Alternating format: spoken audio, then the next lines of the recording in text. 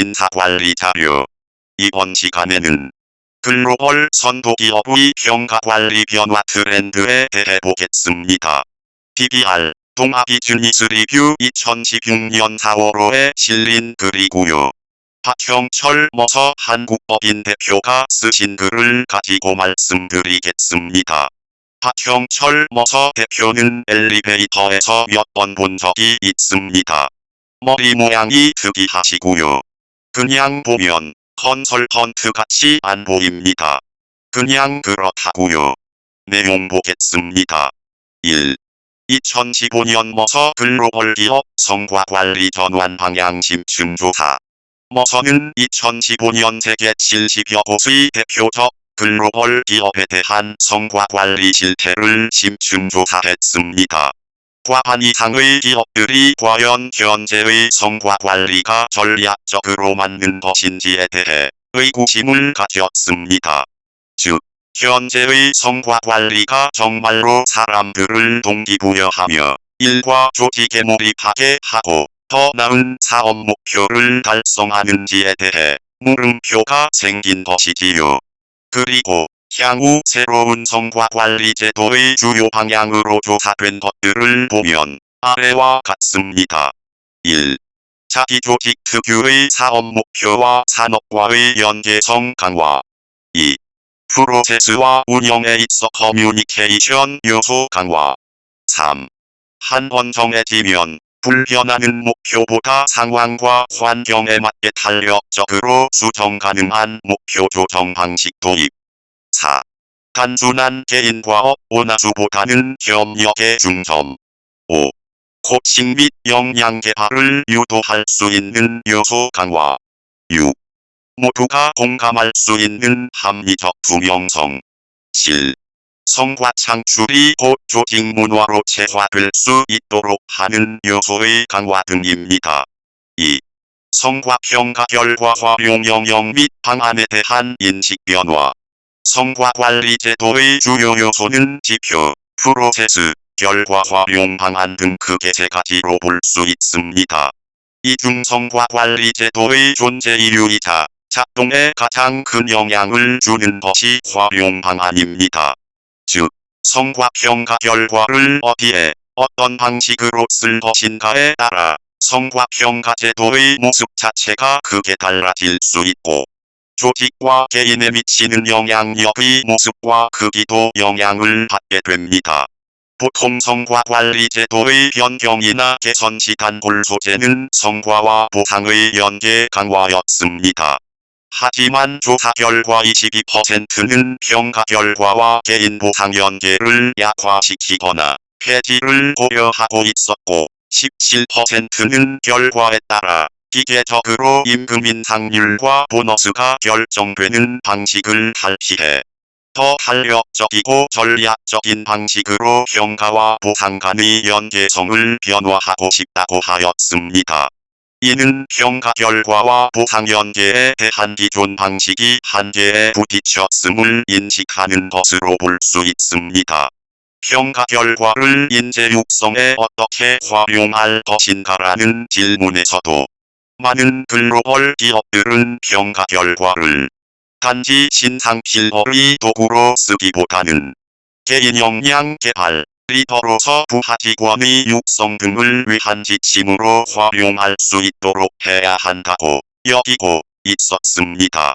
따라서 앞으로의 성과 평가는 목표 달성과 그에 대한 보상 근거 활용으로 그치는 게 아니라 급변하는 시장에서 기업의 미래와 지속 성장을 견인할 수 있는 인재를 발굴하고 개발하는 근거이자 도구로서의 역할이 더 강조될 것으로 예상됩니다. 3. 성과 평가 방식의 전환 및 새로운 시도들. 글로벌 기업들의 평가 방식에서 나타나고 있는 새로운 변화들을 보면 다음과 같습니다.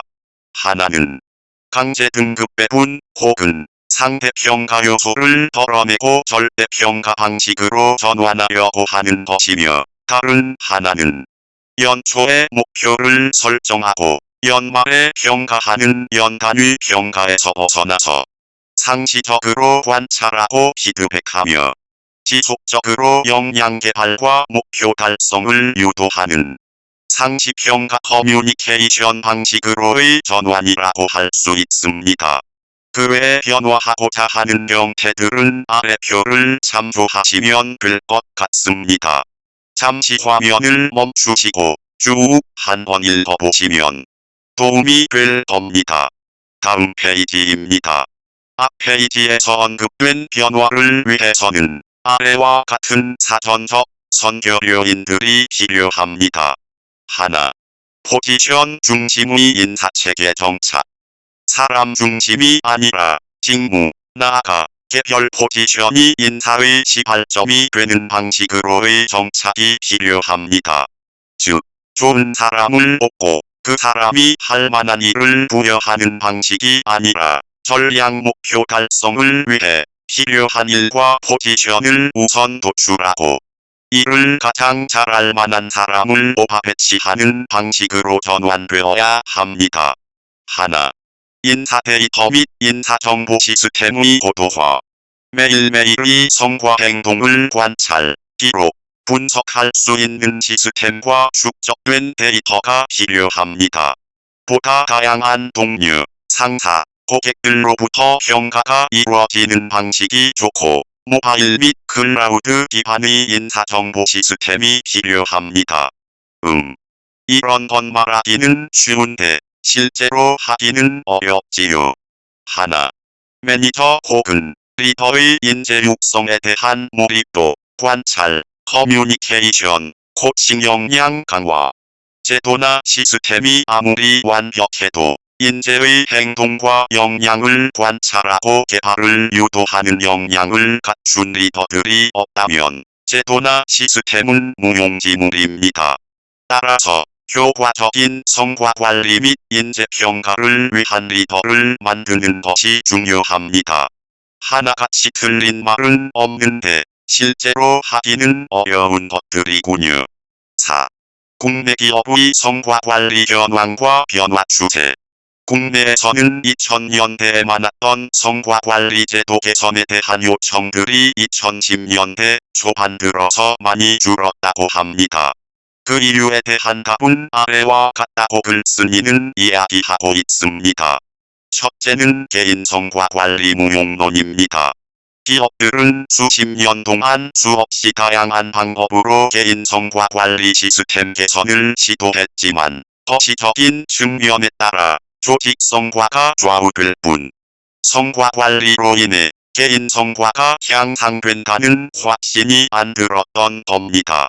둘째, 개인 성과 관리는 오히려 조직 내 사기를 떨어뜨리고 구성원을 압박해 갈등을 조장할 수 있으며 등급, 강제 배분, 지표 등을 이용한 방식에 대한 회의감을 느끼게 되었습니다.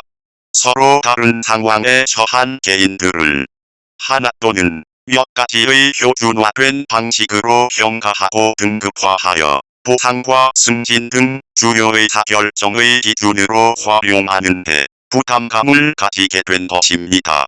셋째, 평가자와 비평가자의 역량 부족입니다.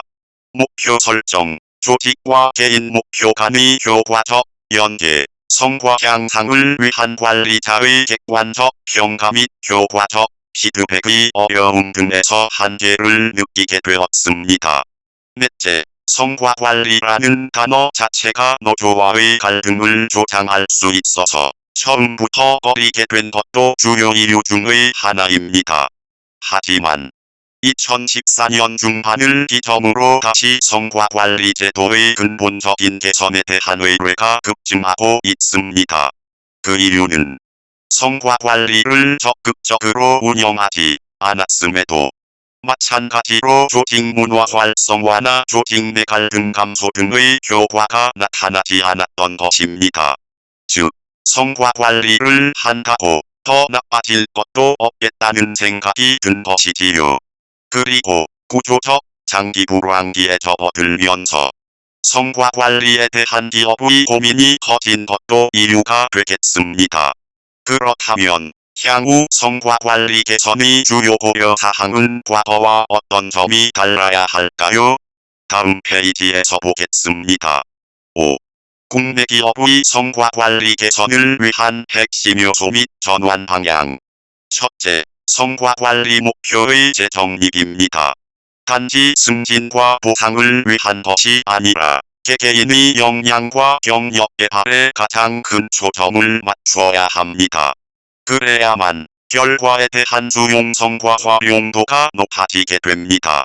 이를 위해서는 평가 결과와 직접적으로 연관된 역량 개선 프로그램을 적극 개발해 도입하고 관리자들의 코칭 능력을 향상시키는 데 많은 노력을 기울여야 합니다.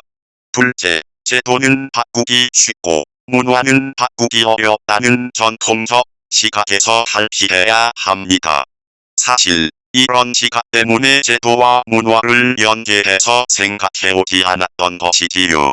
문화를 바꾸고 싶다면 그것의 동인이 되는 제도를 장기적인 관점에서 지속적으로 강화하고 일관되게 운영해야 합니다. 구축하고자 하는 문화는 교육이나 조직 문화 개선만으로 이루어지는 것이 아니라 구성원의 행동 변화를 유도할 수 있는 성과 관리 제도의 구축과 지속적이고 일관된 운영이 함께 이루어져야 달성 가능하다는 것을 명심해야 합니다. 마지막으로 성과 관리 결과에 따른 보상의 다양화가 필요합니다. 성과 관리 결과는 당연히 승진과 금전적 보상에 연계되어야 합니다. 하지만 여기에서 그쳐서는 안 되고 보다 개인화된 역량 개발에 도움을 줄 수 있는 방향으로 진화해야 합니다. 이를 위해서는 연계된 교육 프로그램과 방식이 더욱 세분화되고 개인화되어야 합니다. 그러고 보면 앞으로는 조직에서 HRD이 바쁜 조직이 될 가능성이 많아지겠지요. 그렇지만 역량 개발이 단순히 교육으로만 이루어지는 것은 아닙니다. 교육 외의 업무 부여와 목표 조정, 외부 프로그램의 활용 등을 적극적으로 고려해야 합니다. 특히 가장 좋은 보상은 바로 자율성과 권한의 크기를 확대하는 것입니다. 결국 이론적으로 보면 위생요인보다 동기요인의 비중을 점점 키워가는 것이 인사부서와 관리자들의 향후 과제가 될 것 같다는 생각이 듭니다. 도움이 되셨길 바랍니다. 고맙습니다.